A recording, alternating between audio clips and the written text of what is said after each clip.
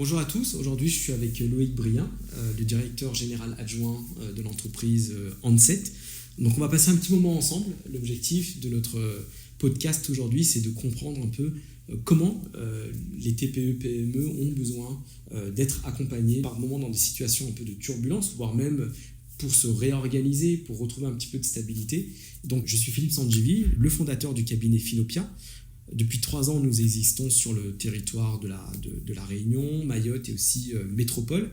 Et on a eu l'occasion, on a eu la chance d'avoir pu accompagner la société Handset pendant à peu près 2 ans. Et on a eu une expérience incroyable. Je vais peut-être laisser la parole tout de suite à Loïc pour qu'il puisse se présenter et qu'on puisse avancer. Ouais, merci Philippe. Donc bonjour à tous, bonjour Philippe. En effet, donc Loïc Brien, DGA de Handset Assurance, comme tu me l'as présenté. Nous sommes un courtier en assurance depuis 2011. Les premières agences ont ouvert la date la plus importante pour nous, c'est le 1er juin 2012. Donc on a fêté nos 12 ans cette année. On a une 50aine de collaborateurs. La boîte se porte plutôt bien. Elle a été construite sur une base un peu familiale où c'est un regroupement de compétences.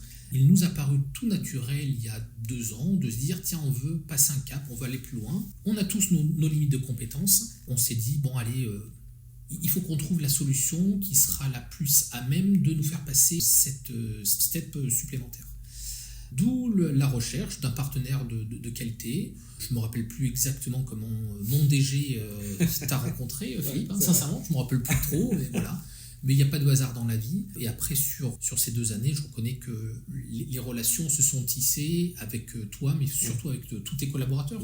Alors là, récemment, Loïc, tu es passé à un autre cap, tu es passé DGA. C'est une super promotion, quand bien même que tu faisais déjà énormément de choses dans l'entreprise. Tu étais un peu l'homme 360 degrés qui voit sur le rétroviseur, qui voit aussi devant, qui est très proche de ses équipes. Ça, c'est une super nouvelle, en tout cas pour toi et pour la boîte aussi. Ouais, ça donne un petit coup de boost. C'est ce que je te disais un petit peu en off, mais c'est vrai que il y a un côté motivation. Je vois aussi que ça redescend bien sur les équipes, donc ça, c'est quand même important. Au final, je me rends compte que le formalisme que vous nous avez apporté, un mot reste un mot. Je dis toujours que ça n'a pas changé mes missions, que ça n'a pas changé mes tâches, mais au final, je vois bien qu'il y a quand même un impact et une dynamique qui est positive là-dessus. Je me suis toujours considéré comme un peu responsable des services. J'adore, moi, et j'ai besoin d'être vraiment dans l'opérationnel. Voilà, j'adore la relation que j'ai avec mes collaborateurs, qui est un gage de confiance, mais une vraie proximité. Ouais. Et ça, c'est hyper important. On est tous complémentaires sur les 4 membres de la direction que nous sommes, et c'est vraiment ce qui fait notre force aujourd'hui. Moi, je me rappelle très bien, alors c'est vrai que les premières discussions qu'on avait eues avec Pierre-Yves, il y avait énormément de bienveillance. C'était vraiment le mot d'ordre. Même les relations avec les collaborateurs, c'est cette bienveillance-là. C'était un petit peu, votre leitmotiv, quoi, j'ai envie de dire. Ouais. C'était, pour nous, ça, c'était important, il fallait préserver ça. Je vais faire un petit clin d'œil à une partenaire qui nous a accompagnés pendant 2 ans et qui nous a aidés à travailler sur nos valeurs. Ouais. On se disait, tiens, on a des bonnes valeurs, de respect, de tolérance, de bienveillance. Et ce travail, il a été fait en 2020, donc après 8 ans de boîte, mais un travail où il y a eu peut-être une dizaine d'ateliers et qui nous a permis de sortir au final, en mode entonnoir, 4 mots. Et très naturellement, notre valeur numéro 1 a été la bienveillance. La deuxième, proximité, l'éthique et la transparence. Mais je reviens sur cette bienveillance. Elle a pour fondement de travailler avec nos partenaires, mais nos clients, nos fournisseurs, bien entendu nos collaborateurs, et c'est quelque chose qui est inné presque chez nous.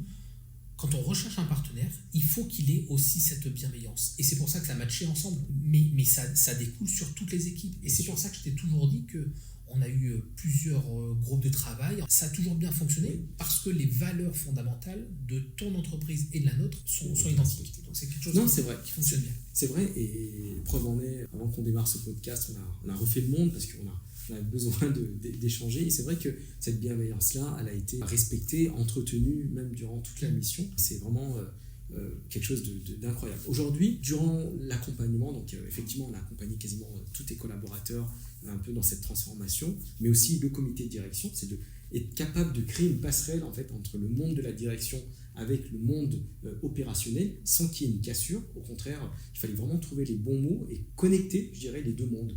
Est-ce que tu es... Ça va peut-être te faire marrer, peut-être faire rigoler les auditeurs, qui vont être nombreux. Mais le mot codir n'existait pas chez Ansett il y a 2 ans. Très récemment, on est passé au copil. Le mot OKR n'existait pas. Le mot indicateur n'existait pas. Tout ce formalisme-là, pourquoi tu parlais de DGA, et j'étais donc directeur d'exploitation, mais je me rappelle très bien, c'est avec mon frère, on s'est dit, putain, qu'est-ce qu'on pourrait mettre comme fonction pour que ça parle à tout le monde, directeur développement, ce formalisme que vous nous avez apporté, les mots ont vraiment leur importance.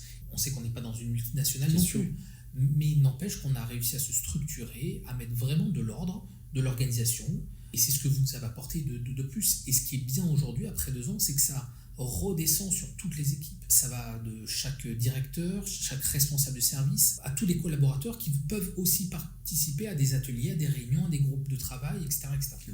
Alors, nous, notre objectif, c'est vrai que quand on intervient chez les TPE, PME, je dirais un peu comme obsession, c'est de garantir un peu la robustesse financière, mais aussi la robustesse organisationnelle. Parce qu'on sait que les TPE, PME, ça reste des entreprises très fragiles. Donc elles ont besoin d'avoir à un moment donné une visibilité sur leurs finances, mais je dirais une finance stratégique, pas une finance opérationnelle qui est réalisée souvent par le comptable ou l'expert comptable, mais c'est vraiment une vision un peu plus stratégique par les chiffres. Ça peut être sous forme d'investissement, de développement, de croissance, de rentabilité. Est-ce que tu l'as vraiment ressenti suite à notre accompagnement ? Alors, très clairement. Même si on était nous-mêmes très contents de l'audit que vous nous avez établi, parce qu'on s'est dit, il y a plein de choses qu'on faisait déjà, donc ça nous a réconfortés aussi, et ça c'est important. Vous nous avez fait un questionnaire de satisfaction anonyme, je précise, sur l'ensemble des collaborateurs. Il y avait une 15aine de questions, on a vu nos forces et faiblesses, mais sincèrement, à la base, il y avait beaucoup de forces. Et vous nous avez notamment, sur le capital humain, dit que 100% de nos collaborateurs étaient investis à vouloir travailler, recommanderaient notre entreprise. Donc ça a été un élément déclencheur, et c'est là où on s'est dit, tiens, il faut vraiment qu'on investisse encore plus, qu'on formalise encore plus pour que chacun puisse grandir, se sente responsable, et c'est encore d'actualité, parce qu'il y a des ateliers qui sont encore actuellement en cours d'organisation. Donc l'organisation stratégique est différente si je me reprends 2 ans en arrière. On avait la volonté, mais il nous manquait cette petite confirmation supplémentaire. Si je fais un peu appel à ta mémoire, un événement, une situation qui t'a marqué vraiment dans le positif, dans notre accompagnement, qu'est-ce que tu mettrais en premier lieu, Loïc ? Quand vous faites je crois que c'est la restitution de l'audit. Vous avez un terme là-dedans. Oui. Et c'est cette réunion où à la fin, on a dû prioriser tout ce qu'on allait devoir faire. On le savait sans trop se le dire. Notre faiblesse, c'était sur la partie finance. Je ne dis pas comptable, mais vraiment finance stratégique. Et en fait, vous avez mis le doigt un petit peu là où ça fait mal, même si on en était déjà conscient. Bien sûr. Mais tout ce qui a été mis en œuvre, mettre en place un logiciel, on savait qu'il fallait le faire. Mais il n'empêche que c'est sur ces 2 années qu'on a réussi à le mettre en place. À monter en compétence les équipes, à se restructurer. Le changement de poste qu'on parlait pour moi, il y en a eu plein d'autres pendant ces 2 ans, parce que les 2 premiers postes qui ont changé sur l'organisation, c'est notre directeur commercial qui avait besoin d'un responsable commercial. Ça a été créé aussi suite à des ateliers, des discussions sur cette restructuration. Donc je pourrais t'en citer plein, mais si je dois en retenir un, sur la partie financière, on s'est dit, il faut vraiment qu'on mette les bouchées doubles sur cette partie-là, ce qui a été fait sur ces 2 années. Et 2 ans après, vous êtes plutôt confortable. On est beaucoup plus serein. On est très serein. On ne l'était pas forcément avant. Et c'est quoi réellement le retour sur investissement quand on est accompagné par Finopia? On a déjà un expert comptable, on a déjà un service finance en interne. On ne va pas venir alourdir un peu cette ligne de coût. Moi, je ne comprends pas trop le ROI qu'on pourrait avoir. Et souvent, je leur dis, moi, aux dirigeants de ces entreprises-là, des dirigeants qui ont souhaité travailler avec Finopia, ça a d'abord été des dirigeants très bienveillants, c'est-à-dire qu'ils ont eu le souci pour leur entreprise, donc ils se sont dit, je vais investir, mais pour plus tard, en tout cas pour rendre ma structure beaucoup plus forte et beaucoup plus robuste, pour moi, pour mes équipes, mais aussi pour mes procédures, pour mes process. C'est vraiment une vision, ils savaient grosso modo comment et qu'est-ce qu'ils voulaient pour leur entreprise. Effectivement, Moi, aujourd'hui, je travaille vraiment sur 2 axes, sur la partie finance et sur la partie supply chain aujourd'hui, où on vient garantir en fait des procédures robustes, mais aussi avec une trésorerie qui permet en fait à chaque dirigeant d'entreprise d'améliorer sa capacité d'autofinancement pour mieux investir, pour éviter d'être dans la dette, pour être plus léger dans une situation économique qui n'est pas forcément simple. Si je prends le cas aujourd'hui de Handset, on peut dire qu'on a aujourd'hui vraiment une entreprise qui est robuste.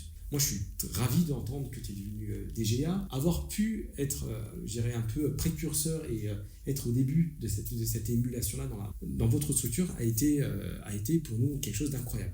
Toi, sur ce retour sur investissement par rapport à Handset, qu'est-ce que tu dirais sur le ROI de Philopia chez vous ? En fait, ta question, elle est pour moi un peu prématurée. Comme tu dis, j'ai répondu à certaines choses sur l'organisation, sur le côté rassurant que vous nous avez apporté.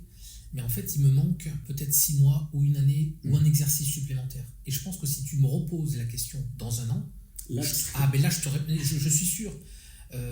Parce que tous les projets dont je t'ai parlé déjà un petit peu donc, en off sont lancés. Ils sont donc en cours, mais je n'ai pas le résultat. Ouais. Donc je pense que reviens m'interviewer dans un an. On fait le point sur ça et je saurais te dire, tiens, mais ça c'est parti de cette discussion, c'est parti de cette mission qui avait pour but d'amener là. Après, je préfère faire un petit teasing pour te... Alors, ce qu'on pourrait dire peut-être, c'est que le ROI, c'est d'avoir... on a eu là, cette capacité, cette intelligence de vous booster dans l'élan, je dirais, du futur, j'ai envie de te dire, et sortir un peu du présent et de se projeter vers le futur. On sait où vous nous avez lâché la main il y a quelques jours maintenant. Ça a lancé en effet ce dynamisme que tu es en train de décrire. C'est pour ça qu'il faut vraiment qu'on garde contact comme on est en train de le faire là maintenant, pour qu'on puisse, juste pour vous, je me dis, tiens, ce que vous aurez mis en place, est-ce que ça va porter ses fruits ? Et encore une fois, je sais qu'on aura de belles choses à se dire l'année prochaine à la même époque de l'année. En tout cas, Loïc, merci beaucoup. C'est vraiment une interview un peu... je dirais très naturel, amical, fraternel, très professionnel aussi. Mais on peut travailler avec cette bienveillance. Oui. Et puis ça marche. Ça marche. Oui, et moi, je suis entièrement d'accord. C'est-à-dire avoir des valeurs et pouvoir les mettre en pratique réellement, toujours travailler ses relations sociales et professionnelles apporte toujours des très bons résultats. Et ça nous fait grandir surtout. Ouais, complètement d'accord. Et l'entreprise aussi. En tout cas, merci beaucoup, Loïc. Merci à toi et à toutes tes équipes. Promis, je le dirai. Merci beaucoup. Salut. Salut. Bye.